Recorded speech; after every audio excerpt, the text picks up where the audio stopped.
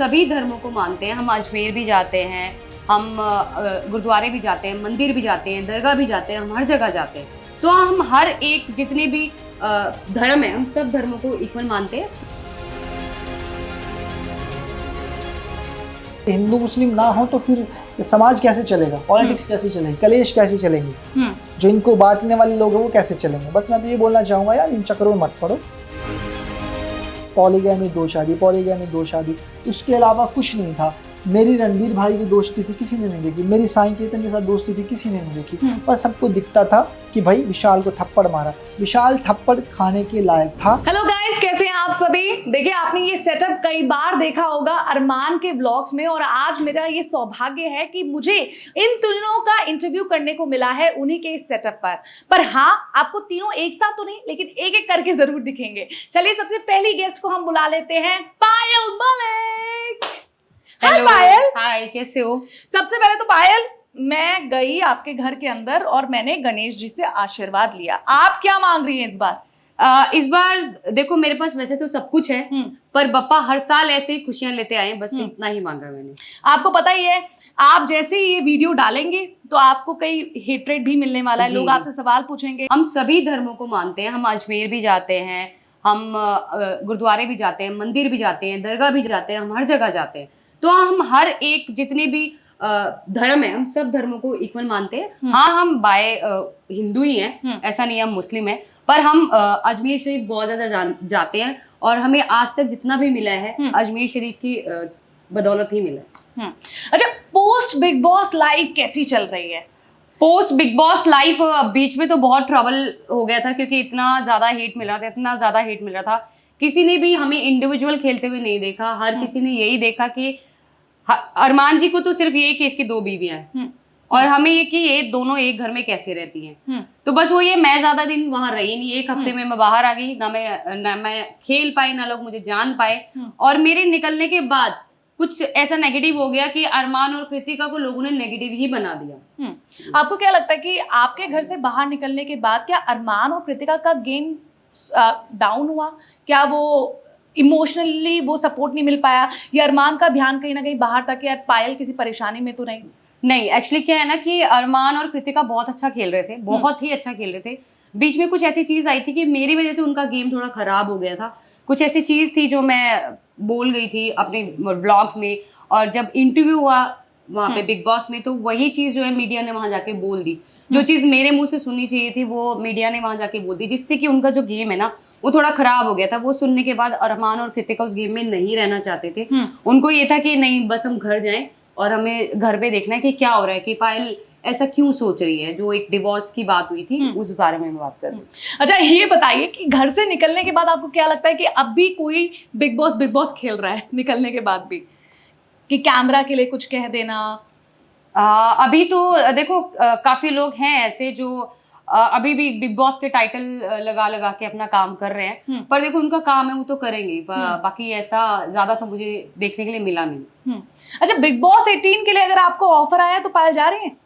नहीं, बिल्कुल भी नहीं जा रही हूँ, क्योंकि अभी जो है बहुत सारे काम, हमारे बहुत सारे बिजनेस जो है वो गोइंग ऑन है। तो अपने बिजनेस को अभी सेटअप करने के लिए हमें तकरीबन साल से 2 साल देना है, और साथ ही साथ बच्चे भी जो है थोड़ा ग्रो अप हो रहे हैं, अब वो हमारे बिना नहीं रह पाते हैं। अगर यही ऑफर हमें पिछले साल आया भी था, पर उस टाइम भी बच्चे छोटे थे, तो हमने मना कर दिया था। तो अभी तो ऐसा कोई चलिए, अब तक ये क्लैरिटी है कि बिग बॉस में आप नहीं दिखेंगे। लेकिन कोई एक ऐसा कंटेस्टेंट जो आपके बहुत क्लोज रहा हो और आप उसे बिग बॉस 18 में देखना चाहती हैं?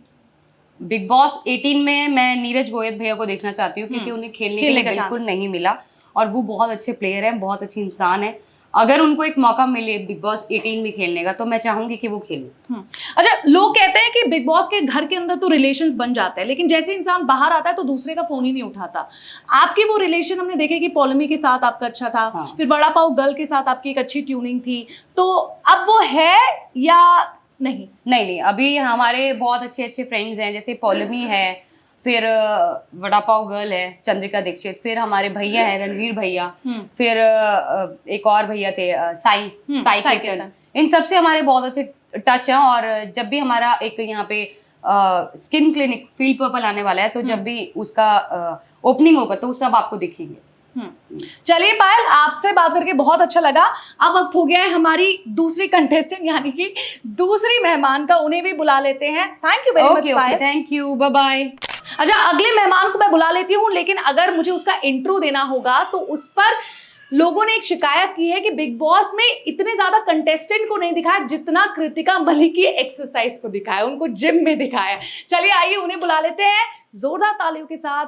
कृतिका मलिक। हेलो, कैसी हो? All good. कृतिका जी, पहले तो ऑडियंस जानना चाहती है, क्या वो कोई पुर्ची उर्ची खाई है क्या आपने और पायल ने, जो वेट ऐसे घटा है? नहीं पुरची नहीं या तो खाई। मेरे को यार टिप्स दे दो, आप कान में मेरे को बता दो। देखो, कोई टिप नहीं है, सबसे इम्पोर्टेंट टिप ये है कि जुबान पे कंट्रोल। जो इंसान अपनी जुबान पे कंट्रोल कर लेता है ना, वो पतला हो जाता है। मतलब सामने अगर आपके पिज्जा पड़ा है, पास्ता रखा है, मोमोज रखे हैं, तो जरूरी नहीं है कि आपको पूरी प्लेट निपटानी है, आप टेस्ट भी कर सकते हो। और एक्सरसाइज कितने घंटे चली है इसके साथ ही? एक्सरसाइज तो देखो जरूरी है। जिम मैंने नहीं छोड़ा, मैंने अपनी बहुत ही जल्दी ना, मेरा मतलब कि बहुत सारी चीजें मेरी आ रही है, और साथ ही साथ ना मेरी स्लिमिंग किट आई है जिसको मैंने और पायल ने यूज करा है, उससे मुझे काफी ज्यादा मदद मिली है। बट स्लिमिंग किट के साथ साथ ना मैंने अपना जिम और डाइट साथ रखा है। लेकिन आप इस बात को मानती हो कि बिग बॉस में सबसे ज्यादा जो फुटेज बिग बॉस के कैमरा ने किसी को दी तो वो आपको है? अगर कृतिका सुबह उठ के जिम पहुंच जाती है तो कैमरे सारे उस तरफ मूव कर जाते हैं। एक्चुअली मुझे ना ऐसा लगता था कि बिग बॉस में सिर्फ एक लड़कियों में से सिर्फ मैं ही थी जो जिम जाती थी, क्योंकि मेरे साथ अरमान जी थे। और ना उन्होंने ना हमेशा एक ऐसा रखा हुआ कि तुम्हें ना अपनी लाइफ में जिम रखना ही है, क्योंकि देखो फिट रहोगे तभी हिट रहोगे। तो जिम ना मतलब कि मेरे को 5-6 साल हो गए करते हुए, तो एक धीरे धीरे ना एक बॉडी को आदत भी बन जाती है। तो फिर मैंने अपना बिग बॉस में जाके भी यही था कि जिम जाऊंगी। और मेंटली भी दिमाग कूल रहता है, क्योंकि एक ऐसे घर में जहाँ हर कोई चाहता है कि कैसे इसको मात दे दूं, वहां पर फिजिकली स्ट्रांग तो है, मेंटली भी। मतलब मैं ना ये बोलूंगी वर्षा कि ना आप ना जिस घर में होते हो ना, वहाँ पे आपका कोई ना बाहर की दुनिया से आपका कांटेक्ट नहीं होता, तो कहीं ना वो जो घर है ना आपको खाता है। मतलब कि थोड़ा सा कोई छोटी सी बात भी हो जाती है, खाना कम मिलता है, नींद कम मिलती है, घर में आप 16-17 लोगों के साथ हो जिनको आप जानते ही नहीं हो, आपकी अंडरस्टैंडिंग मैच नहीं करती, कभी आपने बातचीत नहीं की होती, तो बहुत सारी ऐसी चीजें होती है कि आपकी जो ओपिनियन है क्लैश हो जाते हैं। तो ऑटोमेटिकली ना मुझे ऐसा लगता है कि दिमाग ना गर्म ही रहता है वहाँ पे। अच्छा, ये डिसीजन बिग बॉस में जाने का, आप ऑफ कोर्स आपका इंडिविजुअल डिसीजन था, लेकिन बिग बॉस से निकलने के बाद हेटरेट भी मिले हैं, ट्रोल्स भी आप बहुत हुई हैं, तो आपको क्या लगता है कि सही डिसीजन था या गलत? मुझे ऐसा लगता है कि ना डिसीजन हमारा सही था, क्योंकि आज से ना कुछ साल पहले भी हमें बिग बॉस को ऑफर आया था कि बिग बॉस हमें बुला रहे थे, बट अब उस टाइम पे कुछ चीजें ऐसी थी कि हम नहीं जा पाए। तो अभी हम गए हैं, बट हाँ लोगों ने काफी ज्यादा ट्रॉल करा है। मतलब 2 शादियों को लेके एक टॉपिक ऐसा बना लिया मुझे, अरमान जी को और पायल को, कि मतलब मुझे ऐसा लगता है कि अगर मैं बिग बॉस में भी गई थी ना, तो 1-2 शादी के अलावा किसी के पास कोई और क्वेश्चन ही नहीं था कि कोई थर्ड क्वेश्चन हमसे कर पाए या गेम से रिगार्डिंग कर सके। नहीं, सबने एक ही टॉपिक पकड़ा हुआ था कि 2 शादी, पॉलीगैमी। ऑलरेडी देखो, मैं ये नहीं मानती कि अरमान जी पहले इंसान है जिसने 2 शादी किया। ऑलरेडी बहुत सारे ना इंडस्ट्री में, बॉलीवुड इंडस्ट्री में ऐसे बहुत सारे लोग हैं जिन्होंने 2 शादी कर रखी है, पर लोग उनसे जाके क्वेश्चन नहीं पूछते, क्योंकि उनके पास वहां तक जाने की एक्सेस ही नहीं है कि उनसे क्वेश्चन पूछ सके। तो बस यही है कि लोगों ने एक ही चीज पकड़ के हमारी बैठी है कि यार 2 शादी की है। और मैंने कभी भी, मतलब मैंने, अरमान जी ने, पायल ने आज तक किसी वीडियो में ये नहीं बोला कि भाई हम लोगों ने 2 शादी करी, आप भी करो। हमने ये बोला है कि जो चीज हो गई, हम उस चीज को चेंज नहीं कर सकते। बिल्कुल राइट। अच्छा, बिग बॉस से निकलने के बाद क्या आपने कभी टीवी में अपने आप को देखा होगा, यार ये एंगल से क्यों वीडियो बना? मैं सच बोलूं वर्षा, मैं जब से आई हूँ, मतलब ये लगा लो मुझे 1-1.5 महीना हो गया बिग बॉस आई, मैंने अभी तक एक एपिसोड भी नहीं देखा। हाँ, मैं जब रील्स देख रही होती हूँ, सामने एक आधी रील आ जाती है तो वो देख लेती हूँ, और कभी कभी हंसी भी आती है खुद को देख के, यार क्या बोल दिया, चलता है ज्यादा गुस्सा कर दिया। मतलब उस टाइम नहीं पता चलता कि यार आप क्या कर रहे हो। और मुझे लगता है आपकी ऑडियंस जानना चाहते हैं कि बिग बॉस के बाद आपको जो वाउचर्स मिले हैं, the most beautiful, the best attire, उनका कुछ इस्तेमाल हो रहा है कि? हमें मोस्ट स्टाइलिश कंटेस्टेंट का अवार्ड मिला था अरमान जी को सैरा की तरफ से, तो वो सैरा का जो वाउचर है वो भी हमने जल्दी यूज करने वाले हैं।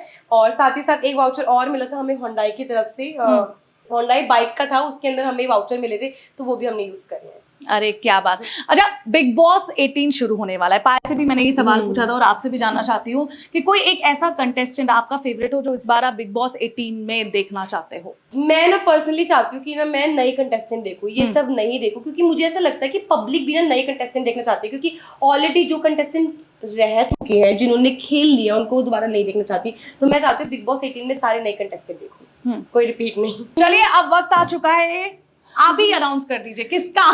तो गाइस, अब वक्त आ गया है one and only mister Armaan Malik का आने का। तो भाई जोरदार तालियों के साथ स्वागत करती हूँ पति देव जी का। अरमान मलिक प्लीज आ जाइए। अब बारी है अरमान मलिक की, जिन्होंने बिग बॉस की टीआरपी को उफान में ले आए, ऐसा उनका कहना है। चलिए आइए, जोरदार तालियों के साथ इनवाइट करते हैं अरमान मलिक। नमस्कार नमस्कार वर्षा, कैसे हो? अरमान, सबसे पहले तो ये सेटअप देने के लिए बहुत बहुत शुक्रिया। थोड़ा हमने कहा अरमान बजट कम है, तो अरमान ने बकायदा ये सेटअप लगाया, ये कैमरा लगाया, और कैमरे के पीछे जो शख्स दिख रहे हैं वो भी अरमान ने दिला दिया। Actually क्या था, इतना दिलदार क्यों है आप? असल में क्या है, हम दिलदार है, हरियाणा वाले दिलदार होते हैं।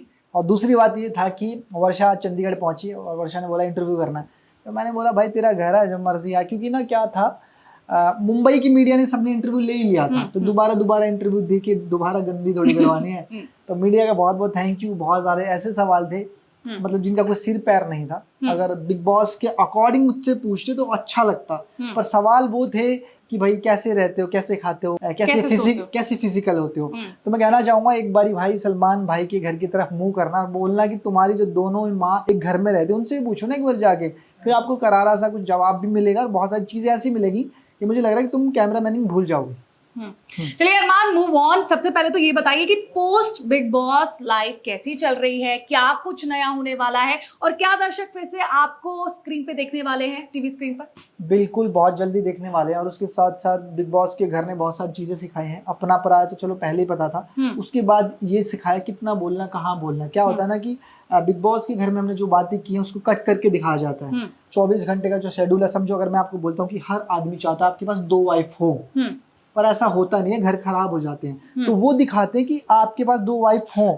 सिर्फ इसको प्रोमो में डाल देंगे। हाँ, इसको प्रोमो में डाल देंगे और उसके बाद वो पूरी बात नहीं दिखाते, सिर्फ इतना ही दिखाते हैं और पीछे की बात काट देते हैं कि इससे घर खराब होते हैं। तो बिग बॉस की जो टीम है भाई, उनको सैल्यूट है। वो अपनी टीआरपी के लिए किसी की भी माँ बहन कर सकते हैं। अच्छा, दूसरा, ये जो वाउचर्स आपको मिले उसका उपयोग हो रहा है कि नहीं? भाई क्योंकि देखो, मोस्ट स्टाइलिश हो गया।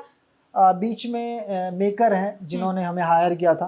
अगर बात की जाए तो अब तक हमारी पेमेंट भी नहीं आई है। मैं इस चीज़ का प्रूफ दे दूँ, रिकॉर्डिंग भी बहुत सारी। और वाउचर सिर्फ वो दिखावे के लिए थे, अब तक कोई कैश नहीं हुआ जी। अच्छा, कई लोग कहते हैं कि रियलिटी शोज की पेमेंट इतनी जल्दी नहीं आती, और कई लोग तो ऐसा भी कहते हैं एक टाइम के बाद कि हमें तो पेमेंट मिली ही नहीं। बिल्कुल, जो बीच के मेकर होते हैं ना, जो आपको हायर करके सामने तक लेके जाते हैं, वो सारा पैसा खुद ही खा जाते हैं। हकीकत तो ये है। और जो बिग बॉस की टीम है उनको सैल्यूट है। मुझे लगता है कि उनसे ज्यादा प्रोफेशनल कोई नहीं है। वो उनसे कांटेक्ट करेंगे, आपसे बात ही नहीं करेंगे। तो जो बीच के लोग हैं वो आपके सारे पैसे वैसे सब खा जाते हैं। उसके बाद जो मुझे वाउचर मिले हैं, जो मुझे अवार्ड मिले हैं, बहुत सारी ऐसी चीज़ें, जो मेरी पेमेंट है, तो अब तक एक पैसा नहीं आया। अच्छा, बिग बॉस 18 शुरू होने वाला है। पहली बात तो कौन ऐसा कंटेस्टेंट है या आपका कोई क्लोज फ्रेंड हो जो आप चाहते हो कि अपना रियल टैलेंट और ये दिमाग से खेल सकता है, वो इस बार बिग बॉस 18? मैं तो ये चाहूंगा कि जितने मेरे दोस्त हैं, जितने मेरे चाहने वाले हैं, जिंदगी में बिग बॉस ना जाएं। क्योंकि आप कितने भी अच्छे हो, आपको गंदा दिखाते ही दिखाते हैं। बिग बॉस का घर है वो, वहां पे कोई पॉजिटिव नहीं दिखता आपको। वहां पे सिर्फ आपको नेगेटिव दिखाते हैं, आपको कलेश दिखाते हैं। कुछ लोग मुझसे पूछ रहे थे कि बिग बॉस के घर में जाने वाले लोग दुनिया को क्या मैसेज देते हैं, तो मैंने उसको साफ साफ बोला था कि बिग बॉस के घर से आप मैसेज नहीं दे सकते। हर घर में लड़ाई है, हर घर में कलेश है, हर घर में चालबाजी है, पर क्या ना, हर घर में कैमरा नहीं है कि लोग देख लें। बिग बॉस के घर में कैमरा है और उस चीज के लोग आनंद ले रहे हैं। पहले क्या होता था ना कि आज से 10 साल पहले पड़ोस में चुगली होती थी, थर्ड पार्टी को पता लग जाता था। तो आज के दिन लोग घर नहीं घुसने देते, तो वो बिग बॉस बन गया। अच्छा, लेकिन जो कंटेस्टेंट जिनकी बुरी किस्मत है, अब वो जा रहे हैं, तो उनको क्या एडवाइस दोगे आप? मैं ये बोलूंगा भाई, सोच समझ के जाना, सारे चिट्ठे खोल देंगे तुम्हारे। ठीक है, जो नहीं भी है वो भी खोल देंगे, जो है उनको तो दिखाएंगे। और बाकी बस इतना बताएं मुझे कि बिग बॉस स्क्रिप्टेड नहीं है। उसके बाद आपकी इतनी गंदी होती है, कितना आप झेल पाते हो, कितना आप उस घर में रह पाते हो, वो आपकी किस्मत। अच्छा अरमान, आपने अपनी लाइफ ऐसा लगता है कि एक थाली में लोगों को परोस दी। थाली में ऐसा कुछ हनी सिंह ने भी किया। उन्होंने प्रॉपरली तरीके से बताया कि हाँ यार मैंने गांजा फूका है, मैंने ड्रग्स किया है, मैंने कोकेन किया, लेकिन मैं आपको चाहता हूं कि आप ऐसा ना करें क्योंकि मेरी जिंदगी बर्बाद हुई। और फिर उसके बाद 8-9 साल बाद उन्होंने कम बैक किया है और उनका एक हिट सॉन्ग आया है। आपने भी एक बहुत ही बुरा टाइम देखा और उसके बाद कम बैक किया, लेकिन आपको हेट्रेड ज्यादा मिल रहा है, इस पर क्या असल में क्या है ना कि मैंने शादी कर ली, उन्होंने नशा किया, तो नशे को फिर भी लोग एक्सेप्ट कर लेते हैं कि भाई हम भी तो करते हैं, क्या हो गया, आज कर रहे हैं कल छोड़ देंगे। तो शादी करने के बाद आप छोड़ नहीं सकते ना उन चीज़ों को, समझ लो। मैंने शादी कर ली है, पायलो गोलू, हम बहुत आराम से इस घर में रहते हैं, एक दूसरे का ध्यान रखते हैं, और ऐसा लगता है कि मुझे कि आज के दिन 80% लोग बाहर अफेयर हैं उनके, वहाँ के चक्कर में घर कलेश होते हैं। अगर मैं बात करूँ अपनी शादी की, तो हम थोड़ा सा मुंबई की तरफ रुख कर लेते हैं, तो वहाँ पे बहुत सारे हिंदू ऐसे लोग हैं जिन्होंने 2-2 शादियाँ करी थी और वो बॉलीवुड के स्टार हैं, उनको कोई नहीं पूछता। ठीक है यार, मैंने गलती की है, पॉलीगैमी को प्रमोट नहीं करता, अब हो गया तो क्या करें, फांसी लगा लेगा, क्या करें। जैसा कि आज आपने मुझे बुलाया, गणेश चतुर्थी का अवसर है, मैंने वहाँ पे आशीर्वाद भी लिया। आप भी बकायदा उसको व्लॉग्स में दिखाओगे, आप धूमधाम से अपने घर में भी मना रहे हो, लेकिन आपको पता है कि आपके ट्रोलर्स आपको छोड़ेंगे नहीं। फिर से वही सवाल आएगा, आप हिंदू हैं या मुस्लिम हैं? मुस्लिम है तो ये त्योहार क्यों मना रहे हैं? हिंदू हैं तो अपना नाम क्यों नहीं बदल रहे? तो भाई मैं सबसे पहले बता दूं, मैं एक इंसान हूं और हिंदुस्तान में रहता हूं, और ये हक है मुझे कि मैं मंदिर भी जाऊं, मस्जिद भी जाऊं, मैं गुरुद्वारे भी जाऊं। तो अपनी सोच चेंज करो, बस मैं तो ये बोलूँगा। आज मेरे घर में गणपति जी हैं, अभी जागरण भी होने वाला है, पीछे हमारे बाबा जी की फ़ोटो भी है, गरीब नवाज की फ़ोटो भी है। तो मुझे लगता है कि सारी शक्तियाँ एक ही हैं पर नाम अलग अलग हो जाते हैं। जैसे कि अब एक माँ के 4 बच्चे होते हैं, नाम अलग अलग हैं, तो ये भगवान हैं, इनके अलग अलग रूप हैं, बस नाम अलग अलग है। बस लोगों का थोड़ा सा सोचने का नज़रिया है। अगर ये हिंदू मुस्लिम ना हो तो फिर समाज कैसे चलेगा, पॉलिटिक्स कैसे चलेगी, कलेश कैसे चलेंगी, जो इनको बांटने वाले लोग हैं वो कैसे चलेंगे। बस मैं तो ये बोलना चाहूँगा यार, इन चक्करों में मत पड़ो। अगर एक मुस्लिम डॉक्टर है किसी हॉस्पिटल में और कोई लेडी है हिंदू और वो मरने वाली है यार, वो मुस्लिम डॉक्टर उसका इलाज कर रहा है, तो क्या उसका इलाज करना वो छोड़ देगा? या फिर वो नहीं करवाएंगे, ये मुस्लिम डॉक्टर हम तो नहीं कराएंगे, कि पहले नाम पूछें, नाम पूछने पहले, और वो डॉक्टर उसको ठीक कर देता, उसके लिए वो भगवान है। समझ रहे हो? तो ये चीजें छोड़ दो, मैं तो ये बोलूँ। अच्छा, आगे का क्या प्लान है वो आपने नहीं बताया। स्क्रीन पर हम आपको दोबारा से देख रहे हैं, किसी रियलिटी शो में आप दिख रहे हो, आप तीनों दिख रहे हो। ये तो सरप्राइज़ है, पर हाँ स्क्रीन पे दिखेंगे, बढ़िया से दिखेंगे। और अब की बारी हमने धमाका किया था, पर मैं बताना चाहता हूँ सभी लोगों को, बहुत सारे रोस्टर भाई हैं जो चीज़ों को लेकर रोस्ट करते हैं, अपने चैनल चला रहे हैं। मैं तो कहता हूँ अच्छी बात है, चलाओ अपने चैनल, पर किसी को ना इतना गंदा मत करो कि चंद पैसों के लिए सामने वाले की आप गंदी कर रहे हो। बिग बॉस का घर देखा आपने, उसमें मैं कैसे खेला, पर वो किसी ने नहीं देखा। बस पॉलीगैमी 2 शादी, पॉलीगैमी 2 शादी, उसके अलावा कुछ नहीं था। मेरी रणबीर भाई की दोस्ती थी, किसी ने नहीं देखी। मेरी साईं केतन के साथ दोस्ती थी, किसी ने नहीं देखी। पर सबको दिखता था कि भाई विशाल को थप्पड़ मारा, विशाल थप्पड़ खाने के लायक था। ठीक है, आज भी आप बाहर देख सकते हो, वो सना मकबूल के साथ घूमता है, जो उसके टर्म्स दिख रहे हैं, जो वीडियोस हैं, जो क्लोजनेस है, बहुत सारी ऐसी चीज़ें। आप अंधे तो हो नहीं। वहाँ पे उसके बाद एक जिम की वीडियो वायरल हुई थी। तो मुझे लगता है कि लोग ना अंधे हैं, उनको लगता है अरमान ने थप्पड़ मार दिया, फेम के लिए मार दिया। तो मारा तो भाई बिग बॉस को बाहर निकालना चाहिए था ना। मैं तो अपने घर बैठा था छोटे से प्लेटफॉर्म पे, बिग बॉस ने मुझे बड़े प्लेटफॉर्म पर रख के पूरी दुनिया को दिखाया। तो उनको मना करो कि भाई इनको क्यों लेके आया। वहां तक तो कोई पहुंच ही नहीं पाता ना, उसको पता ही नहीं कि इसका ओनर कौन है। तो हमें बोलते हैं लोग। तो भाई जो बड़ा प्लेटफॉर्म जिसने हमें बुलाया, तो उनको भी इस चीज में आप योगदान दो कि भाई इनको क्यों दिखा रहे हो तुम। अच्छा, वो जो दोस्ती की आप बात कर रहे हैं, चाहे वो रणवीर शौर्य से हो, साई केतन से हो, तो क्या ये दोस्ती अभी भी एग्जिस्ट करती है या फिर वो कैमरा के लिए था? नहीं, बिल्कुल नहीं। मजेदार दोस्ती हमारी, हम वीडियो कॉल पे बात करते हैं, और ये जरूरी नहीं कि हर चीज़ हम कैमरे पे दिखाएं। साई केतन से मेरी बात होती रहती है और रणबीर भाई से मेरी बात होती रहती है। उनसे मैं पूछता रहता हूँ कुछ चीज़ें, तो मुझे कहते हैं अरमान तू थिएटर कर और एक अच्छा विलन बनेगा। तो मुझे शौक है विलन बनने का। मैं हीरो नहीं, हीरो आजकल ना हर आदमी हीरो बनना चाहता है, पर अपना जो है कैरेक्टर वो विलन वाला, विलन ही रहेंगे। अरमान, बिग बॉस में जाना क्या एक सही डिसीजन था या एक गलत डिसीजन था? क्योंकि उसके बाद एक टाइम ऐसा आया कि आप कंटिन्यूअसली रोस्ट हो रहे थे और आपके काफ़ी क्लोज जो इसी फील्ड में हैं, चाहे वो एल्विश हो या उसके साथी हो, तो आपको लगातार ट्रोल कर रहे थे। मुझे ऐसा लगता है कि देखो, एलिश को लगता है कि मैं बिग बॉस में उसका नाम लेता था, तो छोटे भाई बहुत छोटे उम्र में, पहले बार ध्यान देना कि आज से 2-3 साल पहले तुम मेरे ऊपर रोस्ट करते थे, हिंदू मुस्लिम तूने शुरू किया था। उसके बाद मैंने जो अंदर बातें बोली और कहीं ना कहीं जायज़ था, अगर हम कटारिया का नाम लेते भी हैं तो कहते हैं ना कि जिसका बाप हीरो हो उसका बच्चा हीरो ही होता है। अगर एल्विश वहाँ गया तो एल्विश ने तो उसको भेजा था। कटारिया कौन सी ऐसी क्वालिटी थी या फिर कटारिया कौन सा ऐसा फेमस था जो उठा के वहाँ रख दिया, तो एल्विश के थ्रू वो वहाँ तक पहुँचा। उसके बाद एल्विश के आसपास के लोग हैं जो मुझे रोस्ट करते हैं, और मैं तो ये कहना चाहूँगा भाई तुम्हारे बाप का नाम हटा के एल्विश का रख लो, और वो समझते हैं जिन्होंने रोस्ट किया था, क्योंकि पूरा एक्सेंट वही, बातें वही, चीज़ें वही, सेम कॉपी वही। मुझे ऐसा लगता है कि उन्हीं की औलाद हो तुम, तो पहले अपनी चीज़ों पे काम करो।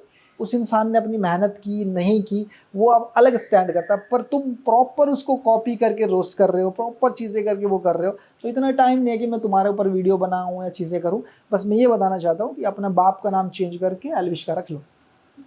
आखिरी सवाल, बिग बॉस 18 का ऑफर आएगा तो अरमान चाह रहा है या नहीं? बिल्कुल जाएंगे, और मैं चाहता हूँ जो रोस्ट करते हैं मुझे मिले वहाँ पे एक बारी तबीयत से, हम बताएंगे। अब इतना टाइम नहीं है कि बैठे 10 मिनट की वीडियो में गाली गलौज करें, और कुछ मतलब इतने गंदे लोग हैं, औरत की प्रेगनेंसी पे भी सवाल करते हैं कि भाई बच्चा देते हुई पोटी कर दी, तो भाई उसी पोटी से तू भी निकला, ये बात तुझे बहुत अच्छे से पता है। अगर ये बात मैं बोल देता तो आज ये मुद्दा बहुत बड़ा हो जाता है, पर एल्विश के दोस्त ने बात बोली तो उस पर मुद्दा नहीं हुआ, क्योंकि वो कहीं मतलब कहीं वजूद ही नहीं है उनका। साथ में होता है ना कैमरामैन, वो कैमरामैन ही है। मैंने एक वो देखा था, एल्विश ने ये भी बोला था मुझे कि मुझे क्या बोला था, मतलब मैं अंदर था तो भाई कृतिका और पायल तो किचन में खाना बनाने के लिए आई, तो भाई वहाँ पे 15 लोग थे उस टाइम। वो एक घर था जिसका जो काम होता है वो देते हैं, और शायद मुझे ऐसा लगता है भाई जो हमारे आंटी जी है वो भी घर में खाना बनाती है, तो खाना बनाना कोई गलत बात नहीं है। किसी चुगलियाँ करना या फिर कलेश करना या फिर रोस्ट करना, अपना चैनल चलाना, वो गलत बात है। अब कुछ लोग मुझे बोलेंगे, तो भाई मैंने तो जो चीज़ें बोली थी वो प्रॉपर थी, कहीं आज भी मैं पीछे नहीं हटा, और मैं भाई किसी की चैनल की मीम्स उठा के या फिर वीडियो उठा के किसी गंदी नहीं करता। ठीक है, हम चुप रहते हैं भाई, पता है मुझे कि आज नहीं तो कल, तो अपनी चीज़ों पे चलो। कैमरामैन हो तुम, कैमरामैन ही रहोगे, ये बात सबको पता है। और कुछ लोग मैनेजर भी हैं जो मुझे बोल रहे थे इस बारे में, तो कोई बात नहीं, काम जवाब देता है। ठीक है, आज तुम्हारा टाइम है, कल हमारा होगा। आखिरी आपके लिए एक रिक्वेस्ट है, क्या वो कच्चा बादाम का पॉपुलर स्टेप? कुछ नहीं। अच्छा, कुछ लोग मुझे कह रहे तुम्हें कहाँ से पता? भाई देखो हम सोशल मीडिया पे तो दिखता है सब चीज़ें, है ना। तो लोग, अनिल सर ने एक बात बोली कि लोग कहते हैं माँ पे मत जाना, बाप पे मत, कंटेंट पे मत जाना। तो वो इंसान मुझे लग रहा था, मतलब शुरू से ही कहते हैं ना कि एक नेगेटिव आदमी है, तो मुझे शुरू से नेगेटिव लगता था वो, शुरू से। लेकिन अगर वो आपसे चाहे बात करने का और इस पूरी चीज़ को सॉर्ट आउट करने का, तो कभी आप करोगे? किस लिए? अगर दुनिया में अगर 2-4 हज़ार आदमी आपको बुरा बोलते हैं ना, कोई फर्क नहीं पड़ता, दुनिया बहुत बड़ी है, वो तो अकेला है। अगर मैं कहता हूँ उसकी टीम भी होगी या फिर उसके सब्सक्राइबर भी होंगे, तो मुझे लग रहा है वो अंधे हैं, उनको ये पता ही नहीं है कि वो लड़की को क्या बोल रहा है, हम क्या एक्शन ले रहे हैं। बस सिंपल सी बात। तो चलिए अरमान, हमारे साथ ढेर सारी बातचीत करने के लिए आपका बहुत बहुत शुक्रिया, और लास्ट शाउट आउट अपने उस गाने को दे दीजिए जो जल्द ही रिलीज होने वाला है। तो भाई 14 तारीख को नंबर 1 रिकॉर्ड पे गाना आने वाला गंडासा, और बहुत ही प्यारा ट्रैक है हरियाणवी। सुनना, बताना और कमेंट करना बिल्कुल मत भूलना। नमस्ते। For exclusive and insightful videos, subscribe to our new channel ABP Live Premium.